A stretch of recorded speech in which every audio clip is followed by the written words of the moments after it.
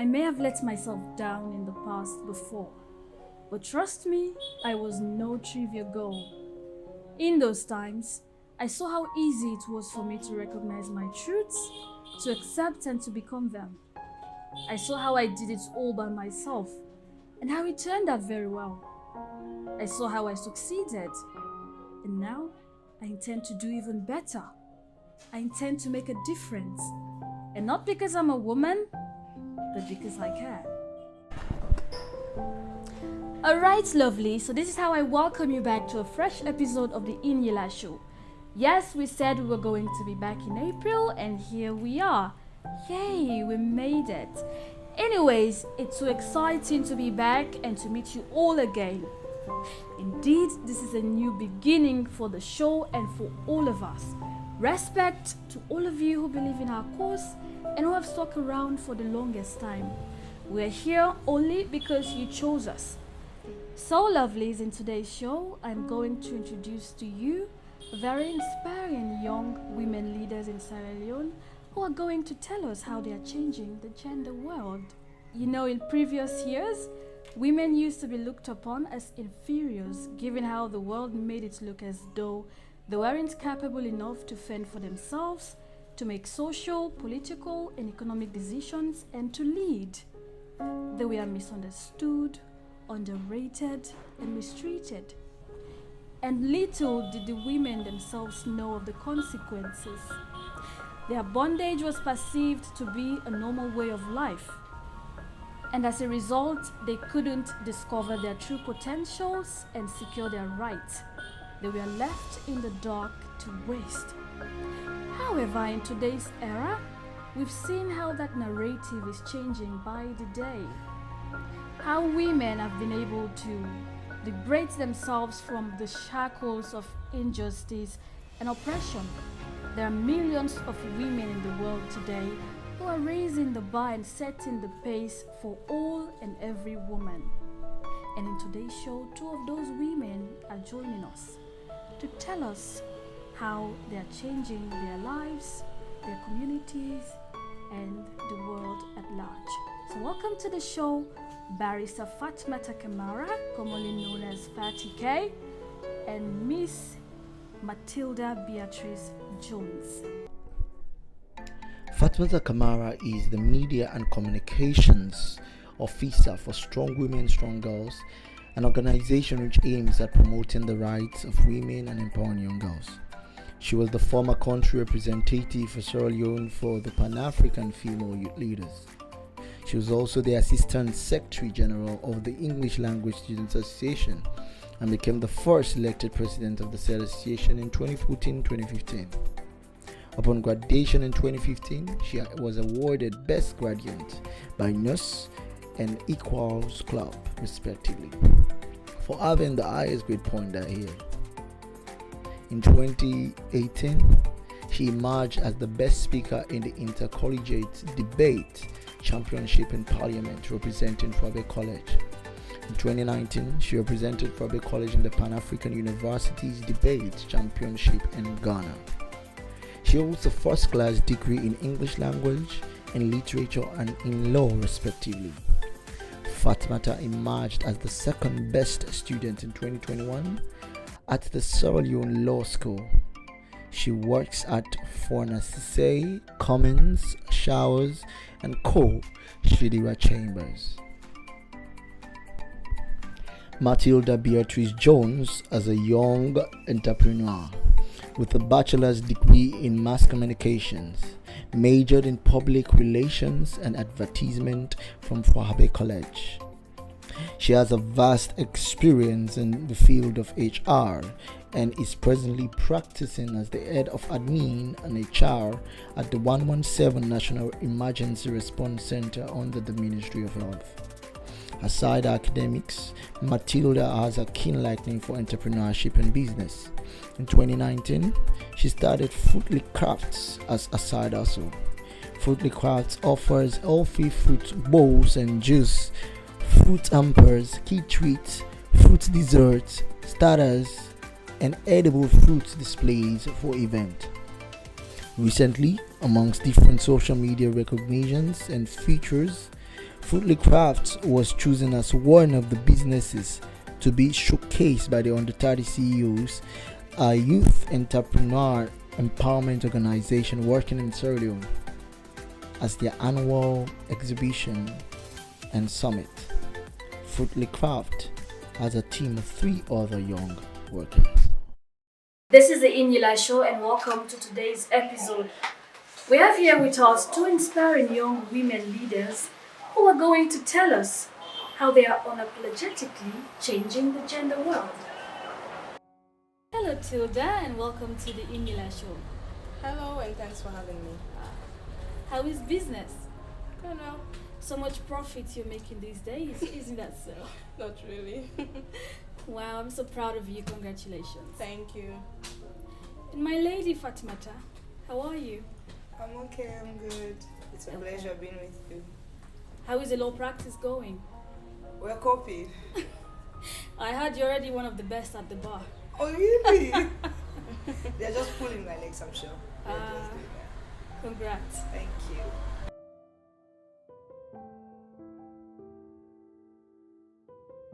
So, ladies, what did it feel like for the first time when you realized that you could do and become anything and anyone regardless of gender? And what made you realize that? Fatimata, you want to go first?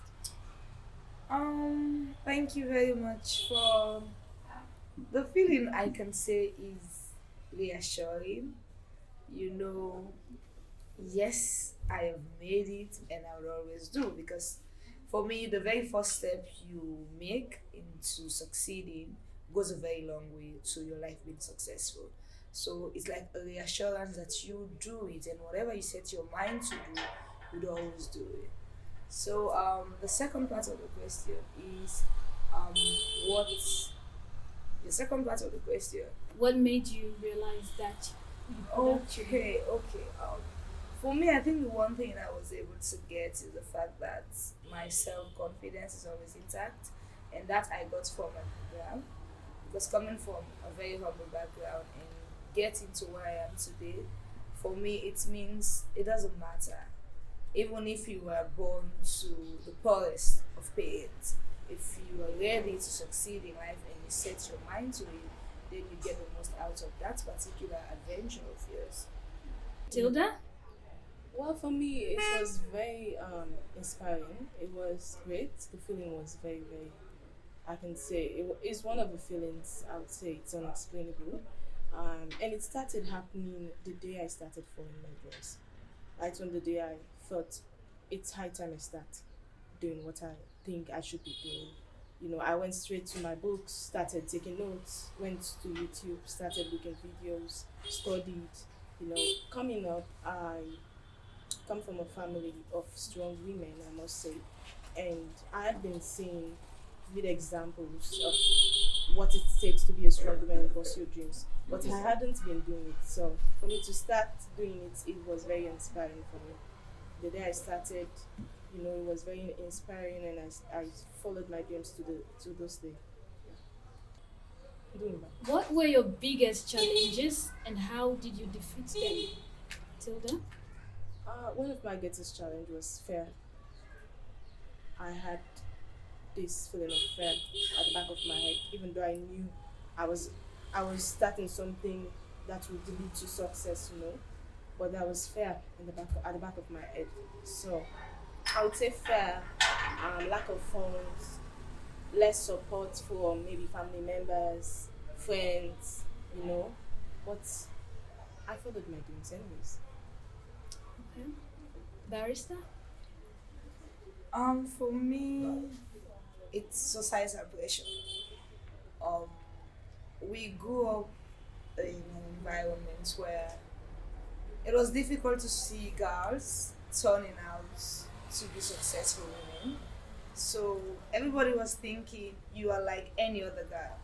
In fact, you cannot be an exception to all of those girls who had failed. So it was like, okay, even though you had set your mind into becoming who you want to be, you get the pressure coming from all angles. Coming from your peers, coming from neighbors. The only strongest person I have around who have always been there is my mom. She has always been there. So I think she was, for me, the one person who was able to help me to overcome that particular pressure. But the society where I was, the environment, it seemed as if you are like any other girl. So I had it in my head that people think this is me.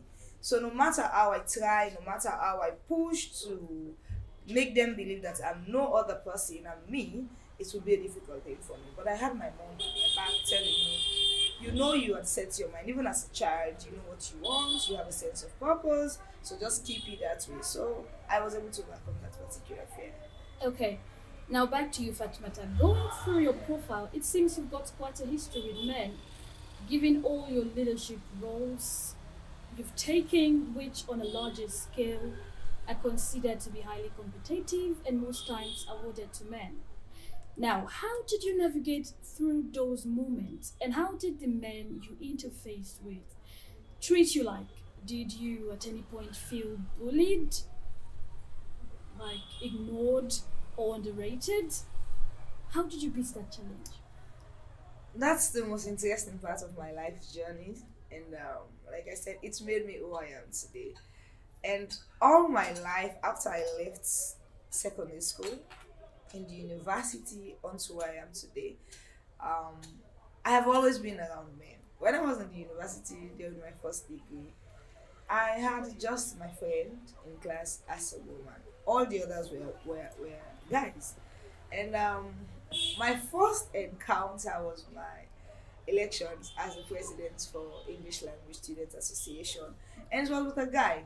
So, and I was not just a woman, I was young, in fact, the youngest in my class. So, naturally, they would think, oh, she's small, and I don't even think she can make it. But the one thing I had in me, which I still keep intact, is my self confidence. That one has never for once been touched in my life, no matter what you do, no matter the stones you throw out at me. I know who I am and I know what I can do. So I have that intact since that time, and of course, I know I am intelligent. And I always tell people, no matter who you are, no matter what you do, for me, I don't. It's not like being proud, but I don't think anyone is really very intelligent than I am. If you even beat me at any time, it means probably you studied harder. But if I put my mind to it, I can even do better than you did. So I had that in me, and that was the one thing that helped me even during that elections. I said to myself, "Oh well, I'm not really underrating my opponent, but I know I can be better, and I know I will do it." So we went into the elections, and I won. So that particular winning for me has really come with me this far, because it made me to believe in myself the more, and it's made me to know that I keep telling people what men can do, women can do better. Of course, I have met men, but I tell them again, my strongest pillar of support around my leadership life has been men. Yes, they've been my strongest support. Because you have those men who see you, they believe in you, and they know you can do it. And looking at least the so many inroads we have made into people believing in women's leadership, it's helping a little bit. But I have never once been bullied. In fact, I refuse to be bullied. So I think that's the position. Wow, you're quite the lady. So, Tilda, I remember vividly the time you graduated from the university. Man, that was lit. Now, most people in this part of the world seem to not believe in the fact that women can actually manage different work activities at the same time without resulting to poor performance in one or all of them. But then you decided you were going to do it anyway, given you now have an office job to do, a business life to run, and at the same time, classes to attend. How are you changing that narrative and how is it playing out for you? Like, how have you been successful in managing your work, business, and school life all together? Thanks for the question. Well, it's a practical thing for me, and it's an ongoing process. You know, it improves as the days go by. For me, I put my all into what I'm doing because I know I want to achieve my goal. I know I want to inspire people. So that's the motivation for me.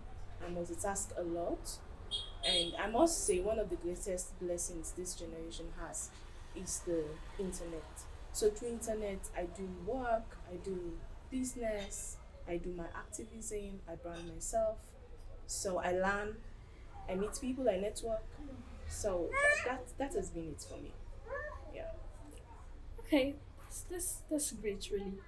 Um, Maya Angelou once said, "Success is liking yourself, liking what you do, and how you do it." So, ladies, what would you say is your biggest motivation for your success? Tilda? Well, for me, I must say my biggest inspiration comes from the fact that I know I have a story to tell, and I have people to inspire. Um, Even the other gender, I must say, male as well as female. I want my story to be told, and I want people to not just look at my story as an ordinary story. I wouldn't want it to stop at the middle. I want it to have a positive ending. You know, um, I would want to leave my footprints in the sands of life. I must say, so it keeps me going. Okay, Fatimata. For me, my biggest motivation since I was a child to date has been my mother. I was raised by a single mother, and seeing her not educated, but has made so much impact in our lives as a children. I keep saying every day, if my mom did it at a time when, in fact, the world did not even know that women can do things like this, then who am I? So every day I look at her and I see the kind of confidence. My mom is somebody with so much confidence. In fact, she believes every day she tells me, "Oh, I feel like when people are not able to me school," because she knows what she has within. She knows what she can do. So I if a know, woman of yeah. that has that kind of confidence, then who am I? I have been given the opportunity to be educated, to see the world the way it is, to have the advantage of technology, modernization. So everything around me, I should be able to succeed. So every day when I look at my mom and I say to myself, my mom has done so much. I need to do better than she did. In fact, I think every day I tell myself I haven't even done so much because she has been able to raise 7 children. Wow. Yes, not being educated, only as a trader. So I am educated. I haven't got any child yet. So I have not even done like how much she has done. So every day seeing her, it's a big motivation for me, and I know I would have to go along with her.